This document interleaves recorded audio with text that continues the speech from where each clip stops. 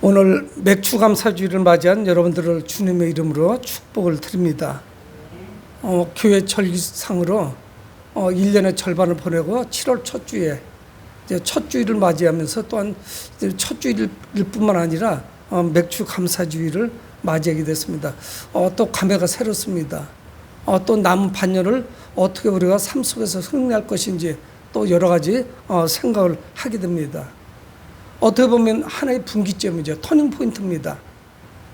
또 이제 지난 반년 동안 여러 가지 부진하고 미숙한 삶을 살았다 할지라도 남은 반년 동안에 다시 분발해서 기도하며 우리는 열심히 살아갈 수가 있습니다.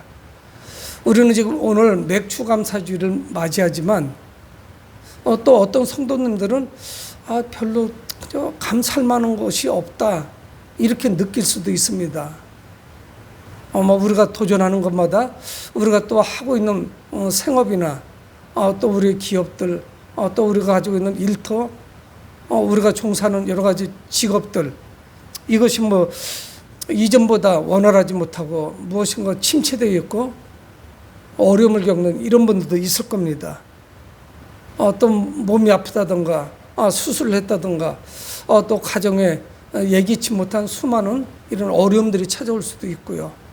그래서 저들은 1년을 딱 절반을 살았지만 마음속에 여러 가지 다양한 그런 생각들을 가지고 있습니다. 그리고 2024년 남은 6개월을 어떻게 살아갈 것인가. 우리는 복된 삶을 살기를 원하는데 어떻게 살아가는 것이 옳은 삶일 것인가 생각을 하게 됩니다. 오늘 시편 40편에서 다윗은 우리와는 전혀 좀 다른 그런 감사를 올리고 있습니다. 우리는 오늘 말씀을 통해서 이 다윗이 위기 가운데서 무엇을 감사하고 있는 것인지 말씀을 묵상해 보도록 하겠습니다. 오늘 시편 기자인 다윗은 표제에 다윗의 시 괄호하고 그렇게 써 있죠. 인도자를 따라 부르는 노래 이렇게 되어 있습니다. 그가 과거에 행하신 하나님의 그 구원에 대해서 감사합니다. 여러분 우리는 내가 감사할 만한 거리고서 늘 그렇고 그랬어 이렇게 생각할지 모르지만 다윗은 지금 위기를 맞이하고 있는데 견딜 수 없는 위기 가운데 있습니다. 그러면서 그가 하나님께서 나에게 행하셨던 그 과거의 구원의 역사 이거를 묵상합니다. 그는 큰 위기 가운데 있었습니다. 그래서 그는 뭐라고 말하냐면 내가 여호와를 기다렸더니 정말 목이 빠지게 주님의 응답을 기다립니다. 하나님께서 언제 응답해 주실 것인가? 언제 우리 집의 문제가 해결될 것인가? 이 엄청난 기도의 제목. 정말 태산과 같이 우리 가정을 나를 가로막고 있는 이 문제를 어떻게 해결할 것인가? 여러분 기도는 어떻습니까? 정말 고되고 끈질기게 기다려야 되죠. 기다림의 연속이에요. 이 기도가 그렇게 빨리 응답되지 않습니다. 그래서 그가 내가 여호와를 기다렸더니 내게 귀를 기울이사 부르짖음을 들으셨도다. 하나님이 들으셨다는 거예요. 기다렸더니 끈기를 가지고 기다렸더니 하나님께서 응답해 주실 것이라는 소망 가운데 기다렸더니 하나님이 응답해 주시더라는 거예요.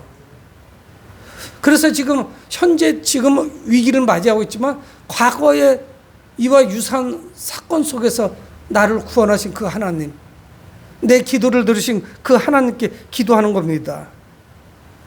그래서 그가 지금 어떤 상황이냐? 나를 기가 막힐 웅덩이와 수렁에서 끌어올리시고 그 하나님은 기가 막힐 웅덩이와 수렁에서 꺼내셨어요. 여러분 구약 성경의 예레미야서를 읽다 보면은 이 예레미야는 눈물의 선지자입니다. 이제 몰락해가는 남유다 그 나라를 향해서 자기 고국을 위해서 부르짖는 거예요. 하나님의 음성을 듣습니다. 그는 처음부터 하나님의 선지자로 쓰임받는 걸 원치 않았어요. 그래서 피하고 싶었습니다. 하나님께서 그를 강권적으로 누리셨고 하나님께서 그에게 힘을 주셨고 그런데 어차피 몰락해가는 국가지만 그들을 향해서 이렇게 계속하면 망할 것이다. 이렇게 가면 망한다. 우리는 포로로 끌려갈 것이다. 계속 선포합니다. 거짓 선지자들은 낙관론을 펴니다. 아니다. 우리는 그렇게 어려움을 겪지 않을 것이다. 하나님이 지켜주실 것이다. 그래서 그는 여러 차례 투옥됩니다. 감옥에 갇혀요. 근데 그 감옥이 어느 곳이냐? 정상적인 감옥일 뿐만 아니라 어느 때는 물이 말라버린 운물이에요. 웅덩이에 빠집니다. 그래서 이게 감옥이에요. 그래서 거기 있으면 줄이 죽을까봐 또 끈을 내려주어서 타고 올라오기도 하고 여러 번 그 감옥에 들어가죠. 그것이 어디냐? 웅덩이에 물이 없는 웅덩이. 아주 습합니다. 끈적끈적하죠. 여러분, 이 기가 막힐 웅덩이와 이 수렁은 무엇을 의미합니까? 빠져나올 수 없는 것이에요. 누군가가 로프를 내려주지 않으면, 밧줄을 내려주지 않으면 나올 수가 없어요. 평소에는 우물로 쓰다가 필요할 때는 감옥으로도 써요. 위에서 던져주는 음식물만 먹을 수가 있습니다. 그러니까 이 웅덩이와 수렁은 죽음과 파멸을 의미해요. 어떤 소망도 없어요. 그가 볼 수 있는 세상은 어떤 세상이냐? 위에 뚫려 있는 운물의 그 직경만큼 하늘을 볼 수 있는 거예요. 비를 피할 수도 없습니다. 보이는 곳이라고는 아무것도 없어요. 한정된 하늘만 보이는 것뿐이에요. 그러니까 이거는 어떤 소망도 있지 않아요. 하늘만 뚫려 있는 거예요. 늘 습합니다. 비가 조금 오면 질퍽거리죠. 진수렁이에요. 여러분, 출구를 찾지 못할 정도로 위기에 있을 때 하나님은 어떻게 하셨냐? 그 다윗을 끌어올리셨다는 거예요. 어디로? 위로 끌어올리신 거죠. 그래서 2절 중반절에 나를 끌어올리셔서 내 발을 반석 위에 두사 내 걸음을 견고하게 하셨다. 여러분, 웅덩이와 수렁 그리고 이 반석은 극과 극입니다. 늘 습한 곳, 질퍽거리는 곳에 있다가 견고한 반석 위에 세워진 거예요. 하나님이 하신 것입니다. 여러분, 위기의 순간마다 하나님은 다윗의 그 기도를 들으셨어요. 그 부르짖음을 들으셨습니다. 그리고 이제 다윗은 반석에 굳건하게 서 있는 거예요. 여러분, 현재 내 삶이 곤고하고 피곤하지만 과거에 내게 행하셨던 하나님, 나를 구원하셨던 하나님, 그때를 회상하는 거예요. 이번에도 하나님께서 나를 구원하실 것이다. 이 고난이 얼마 가지 않을 것이다. 그래서 하나님께 부르짖는 것입니다. 이제 다윗은 안전한 반석 위에 서 있어요. 그래서 그는 3절에 새 노래 곧 우리 하나님께 올릴 찬송을 내 입에 두셨으니 많은 사람이 보고 두려워하여 여호와를 의지하리로다. 그의 입에 새 노래가 있습니다. 새 노래로 반응을 보여요. 하나님의 개입과 하나님의 극적인 건져내심, 하나님께서 인도하심, 그를 끌어올리심, 그 수렁에서 그를 구원해 주심, 여기에 대해서 입술을 열어서 하나님을 찬양하는 거예요. 여러분, 지난 6개월에 뭐 그렇게 좋은 일, 재미있는 일, 뭐 특이한 일, 뭐 기억나는 게 뭐가 있겠어요? 힘들고 어렵고, 또 사업하는 분들은 계속되는 그런 어려움, 물가 상승분까지 올라가지 않는 어떤 수입, 누구나 할 것 없이 다 어렵죠. 지구촌 구석구석이 다 신음합니다. 많이 어려워요. 전쟁의 소식, 또 이런저런 코로나 그 3년의 후유증, 어떤 무엇인가 경제가 알 수 없는 특별한 뭐 어떤 환경 때문에 그런 것이 전체적으로 침체되어 있습니다. 소상공인들은 너나 할 것 없이 문을 닫을까 고민들을 하고 있습니다. 여러분, 이때 우리는 다윗과 같이 과거에 나를 더 어려운 위기 가운데서도 인도하신 그 하나님, 그분을 바라보며 우리는 내 입술에 새 노래, 그저 실망하고 또 그래서 넋두리나 내뱉고 아니면 고통스러운 그런 신음소리가 아니라 내 입술에 새 노래가 나와야죠. 하나님을 찬양해야 되는 것입니다.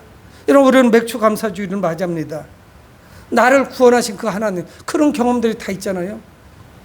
정말 그때만 생각하면 입가에 미소가 번지는, 하나님께서 나를 기억하시고 나의 그 부르짖음에 응답하심, 그거를 우리는 기억하셔야 되죠. 여러분, 2024년 맥주 감사주의를 맞이하는 우리 입술에도 찬양을 못할 이유가 없어요. 찬양할 이유를 하나님은 허락해 주셨습니다. 여러분, 지난 반년 동안도 하나님은 큰 은혜로 우리를 인도해 주셨고, 그래도 무탈하게 어려움은 있었지만 여기까지 인도하시지 않았어요. 에베네셀을 되시는 그 하나님을 새 노래로 찬양해야 되죠. 에베네셀이 무슨 뜻입니까? 여기까지 하나님이 나를 인도하셨다는 뜻이에요. 그래서 우리는 기도할 때마다 에베네셀의 하나님, 오늘 여기까지 이 시점까지 인도하신 하나님, 그 많은 비극적인 사건 가운데 내가 개입되지 않고 여기까지 온 것이 얼마나 감사합니까? 여러분, 우리는 입술을 열어서 새 노래로 하나님을 찬양해야 됩니다. 이 다윗은 삶이 바뀌었어요. 그러면서 구원받은 후에 자신의 삶이 어떻게 바뀌었는지를 말씀합니다. 하나님을 잊어버리지 않았어요. 그는 침묵하지 않았습니다. 믿음으로 하나님께 찬양의 제사를 올려드렸습니다. 왜? 하나님께서 내게 베풀어 주신 그 은혜가 감당할 수 없어요. 저도 종종 잠이 안 올 때 예수님을 믿고 참 우연치 않은 일이다. 그래서 한 교회에서 세례받고 그 교회에서 성장하고 그래서 그 교회에서 결혼하고 그래서 거기서 직분을 받고 장로까지 된 후에 어떻게 내가 신학을 하게 된 것도 우연치 않았는데 목회할 생각은 눈꼽만큼도 없었는데 어떻게 내가 목회자가 됐지? 제가 또 이 이후에 은퇴한 이후에 무슨 일을 하겠어요? 제 평생의 가장 마지막 직분이며 하나님의 일 가운데 아니면 또 직업이라고 크게 구분할 수도 있겠지만 뭐가 있겠어요? 목회자로 끝나는 거죠. 얼마나 감사한지 몰라요. 지금까지 하나님께서 제 삶을 인도해 주신 거 고비고비마다 지켜주시고 그 당시에 곧 죽을 것 같았었는데 그게 아니었구나. 그런 과정을 통해서 내가 더 반석 위에 서게 되고 내 믿음이 더 견고해졌구나. 내가 더 많은 것을 배우게 됐구나. 성숙해졌구나 하는 것을 느끼죠. 고난을 통해서 사람이 되어가는 거예요. 그리고 그런 또 실수를 다시는 범하지 않죠. 그래서 오늘 다윗은 5절에 고백합니다. 여호와 나의 하나님이여 주께서 행하신 기적이 많고 우리를 향하신 주의 생각도 많아 누구도 주와 견줄 수가 없나이다. 그게 고백이에요. 주께서 행하신 기적이 얼마나 많았는지 우리는 현실을 바라보면서 현재 내가 어렵기 때문에 경제적으로 또는 건강에서 또는 위기를 맞이하기 때문에 그것 때문에 막 힘들어하는 거거든요. 현재 눈에 보이는 상황들 피할 수가 없잖아요. 그래서 내가 이제 내 인생이 끝나는구나 뭐 이런 실망감도 생기죠. 근데 이런 위기와 그 위기 가운데 부르짖음 그리고 하나님의 구원을 경험한 이 다윗은 하나님을 찬양하잖아요. 주께서 행하신 기적이 얼마나 많은지 모릅니다. 우리를 향하신 주의 생각도 많아 기적도 많고 나를 생각하신 그 하나님의 생각도 많아서 누구도 주와 견줄 수가 없습니다. 하나님과 비교 대상이 어디 있겠어요? 여러분 그런 거를 생각하면 우리는 하나님의 은혜, 하나님께서 나를 구원하심 가장 원초적이며 근본적인 것은 뭐냐? 나를 하나님의 백성, 천국 백성으로 인도하셨다는 것, 그 자체가 축복 아니겠어요? 이거는 잠시 후면 다 사라지겠죠. 제 친구가 매우 어려움을 겪는 그런 친구가 있습니다. 그래서 일터도 그만두고 직장도 그만두고 병간호예요. 자기 부인과 아들이 식물인간이에요. 부인은 거의 10년 됐어요. 초기 증세일 때 서울에 있는 병원에 제가 병문안을 갔었습니다. 사람을 그때도 못 알아봐요. 지금도 못 알아봐요. 그저 가면은 제가 병문안을 가면 자주자주 못 구해요. 물티슈 꺼내서 자기 부인의 발가락을 닦아주고 발바닥을 닦아주고 노출된 부분만 닦아주는 거예요. 손도 닦아주고 얼굴도 닦아주고 아무런 반응 별로 없어요. 근데 간혹 가다가 제가 왔다고 그 친구가 말을 걸고 그러면은 약간 미소나 표정이 약간 바뀌는 거는 느끼지만 제가 볼 때는 뭐 의사 표현도 안 됩니다. 아들은 올해 39인가 40인가 그래요. 제 기억으로는 85년생인가 86년생이에요. 근데 어머니로부터 똑같은 병을 유전받았어요. 유전으로 받은 거예요. 똑같아요. 병원만 다른 대전에 2군데 이렇게 있는 것 뿐이죠. 여러분, 하나님께서 우리에게 베풀어 주신 그 은혜, 그런 주님의 은혜를 우리는 너무너무 자주 잊어버려요. 여러분, 그런데 그 친구는 늘 가면은 희망적이에요. 이런 상태라도 살아있다는 것이 얼마나 감사한지 그런 표정을 제가 읽을 수가 있어요. 귀찮아지를 않아요. 여러분, 그런 거 비교한다는 것이 좀 이상하긴 하지만 우리가 살아가면서 참 많은 험한 일을 겪지만은 주님의 은혜를 잊을 수가 없죠. 그래서 그는 반응을 봅니다. 어떤 반응을 보이느냐? 5절 하반절로 가면서 내가 널리 알려 말하고자 하니, 하나님께서 행하신 그 놀라신 기적, 하나님의 축복을 널리 알리려고 한대. 입이 가만히 있지 못하는 거예요. 입술을 열어야 되는 거예요. 이거를 침묵하고 있을 수가 없는 거예요. 하나님께서 행하신 일을, 하나님의 그 구원과 축복을 그냥 침묵할 수가 없어요. 그래서 널리 전하려고 한대요. 왜? 은혜가 너무 많아서 그 수를 헤아릴 수가 없다고 하거든요. 5절 하반절에 너무 많아 그 수를 살 수도 없나이다. 내가 널리 알려 하나님의 은혜를 전하려고 하는데 그거 수가 너무 많아서 감당할 수가 없다는 거예요. 여러분들도 그러신가요? 하나님의 은혜, 하나님을 향한 그 감사가 너무 많아서 뭐부터 해야 되지? 감당하는 데는 그렇습니까? 아니면 불평불만, 아니면 낙심, 난 뭐 좋은 것이 하나도 없어, 난 할 말이 하나도 없어. 전자입니까? 후자입니까? 그는 하나님의 은혜를 널리 알리려고 하는데 감당을 할 수가 없는 거예요. 그 숫자가 너무 많아서. 여러분, 우리가 하나님과 동행하는 삶은 이렇게 하나님의 은혜를 먼저 생각합니다. 하나님의 은혜를 기억하죠. 근데 하나님은 그의 귀에 선명하게 말씀하세요. 6절에 주께서 내 귀를 통하여 내게 들려주시기를.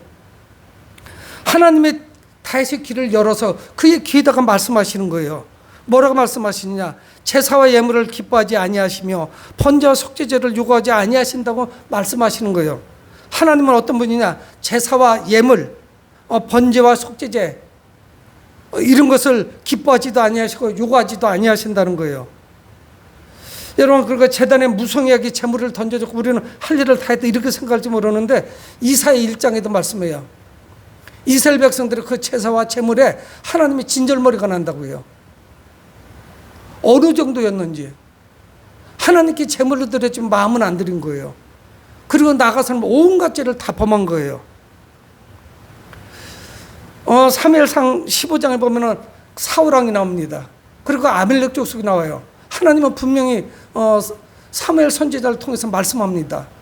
저 아멜렉 족속은 하나님께서 이스라엘 백성들을 애굽에서 가나안 땅으로 인도하실 때 그들을 방해하고 전진하는 것을 막아버리고 이런 말할 수 없는 방해를 했으니까 모두 진멸하라 하나님 말씀하셨어요.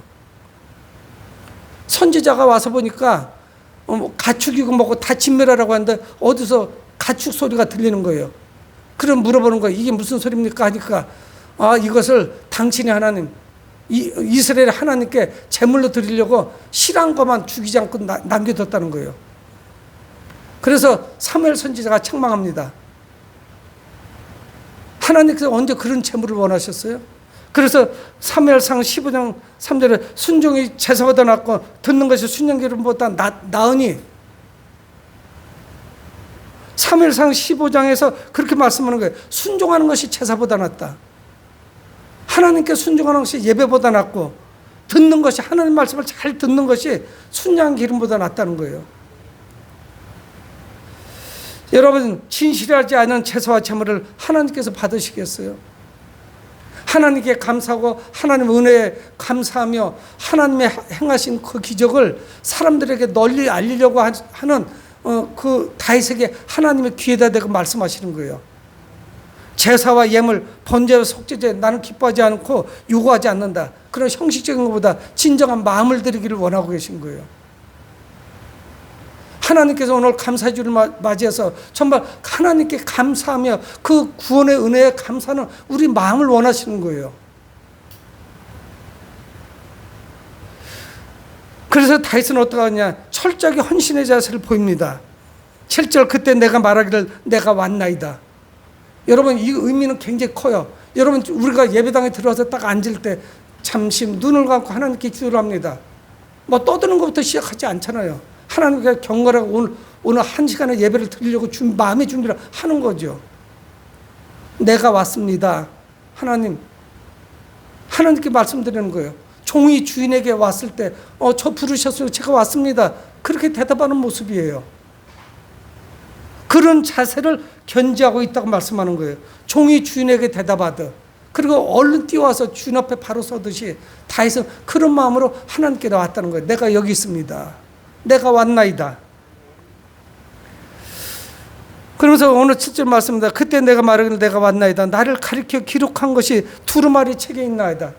하나님께서 내 귀에다도 대고 직접 말씀하시지만 하나님은 성경을 통하여 우리에게 말씀하지 않습니까? 우리가 하나님을 어떻게 감사해야 되고 어떻게 영광을 돌려야 될 것인지 성경에서 말씀하시지 않아요? 그래서 그는 8절에 내가 많은 회중 가운데서 의의 기쁜 소식을 전하였나이다. 여호와여 내가 내 입술을 닫지 아니할 줄 주께서 하시나이다. 그래서 그는 어떡합니까? 주의 뜻 행하기를 결단해요. 하나님의 뜻을 성경에서 찾고 기쁜 소식을 전하는 거예요. 의의 기쁜 소식을. 그리고 내 입술을 절대 닫지 아니할 겁니다. 나는 그 감사를 노래할 것이고 다른 사람들에게도 전할 겁니다. 내가 기쁨이 넘치는데 그 말을 어떻게 전하지 않을 수가 있겠어요? 사랑하는 성도 여러분, 우리는 이 맥주감사주일에 입술을 열어서 주님을 찬양하고 하나님께 순종의 자세를 올려드려야 돼요. 하나님의 음성을 잘 들어야 돼요. 그리고 그 기쁜 소식을 이웃들에게 전해야 되는 것입니다. 감사가 상실된 시대를 살아가지 않아요? 아무리 많은 것을 줘도 사람들이 잘 감동하지 않아요. 그래서 우리는 이게 당연한 거로 익숙해져 있습니다. 당연한 거지. 여러분, 그런 것은 없지 않겠어요? 그래서 이 다윗은 자기가 결단하는 것 같이 그 이스라엘 백성들에게 하나님의 선하심을 선포합니다. 그 절기 때 수많은 사람들이 이스라엘 백성들이 찾아오지 않겠어요? 유대인들이 예루살렘을 향해서 꾸역꾸역 올라오죠. 그들에게 구원의 기쁜 소식을 전합니다. 9절에 내가 많은 회중 가운데서 의의 기쁜 소식을 전하였나이다. 여호와여 내가 내 입술을 닫지 않을 줄을 주께서 아시나이다. 그래서 기쁜 소식을 전한다는 거예요. 수많은 사람들에게 복음을 전해요. 하나님께서 나를 구원하신 그 사건. 여러분, 이 감사주일의 가장 큰 우리의 주제가 무엇이 될까요? 하나님께서 나를 구원하셨다는 그 말씀을, 그 사건을 내가 전하는 것이죠. 여러분, 오늘 예배 드리기 전에 한 10시 그 이전부터 굉장히 비가 많이 왔고 예배 가까이 오면서 비가 좀 덜했어요. 저희 교회 근처는 폭우가 쏟아진 거예요. 그래서 제가 차를 한 바퀴 돌으려고 전했더니 따라오신다는 분이 또 한 번은 중간에 전도할 분 거쳐서 오겠다고 그냥 차 안 타겠다고 하시더라고요. 근데 갔다 와서 허탕 친 거죠. 문도 안 열어주고 사람이 있는지 없는지도 모르겠고 자세한 내용은 제가 못 들었어요. 여러분, 우리가 구원의 기쁨, 이 맥주 감사주를 맞이하면서 그 기쁜 소식을 전하는데 입술을 닫지 말아야 돼요. 재물을 원하시는 것이 아니에요. 그래서 우리는 10절에도 말씀합니다. 내가 주의 공의를 내 심중에 숨기지 아니하고 하나님이 하신 일, 공의를 숨기지 않는다는 거예요. 침묵하지 않겠다는 거예요. 감추지 않겠다는 거예요. 여러분, 복음이 부끄럽습니까? 하나님께서 나를 구원하셨다는 것이 그 놀라운 사건이 부끄러워요? 그렇지 않을 거예요. 로마서 1장 16절은 내가 복음을 부끄러워하지 아니하노니, 사도 바울은 그렇게 고백합니다. 복음은 부끄러운 것이 아니죠. 오히려 자랑이죠. 내가 구원받았는데 자신감이 없으니까 내가 자랑하지 못하는 거죠. 여러분, 복음이 무엇입니까? 죽어가는 자를 살리는 그런 소식 아니겠어요? 우리는 혹시 복음 전하기를 부끄럽게 생각하지 않는지 모릅니다. 여러분, 우리는 하나님의 은혜와 사랑을 깨닫도록 사람들을 찾아가야 돼요. 그리고 전해야 돼요. 이것이 은혜를 체험한 사람들이 해야 될 일이죠. 이 구원의 소식을 전하는 것, 이거는 구원받은 자에게 마땅한 것입니다. 여러분, 과거의 다윗을 하나님은 구원하셨습니다. 그리고 그를 그 위기에서 끌어올리셨어요. 반석이로.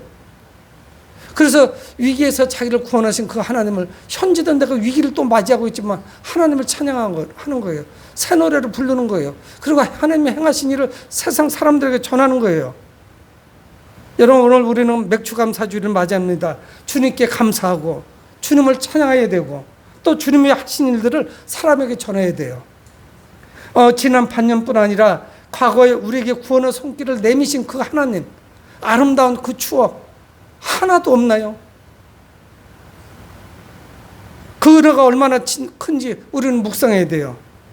사랑하는 성도 여러분, 이번 감사주일에 회복된 그 새 노래로 하나님을 감사하며 찬양하는 여러분 되시기를 주 이름으로 축복을 드립니다. 고마우신 아버지 하나님, 주의 은혜를 감사합니다.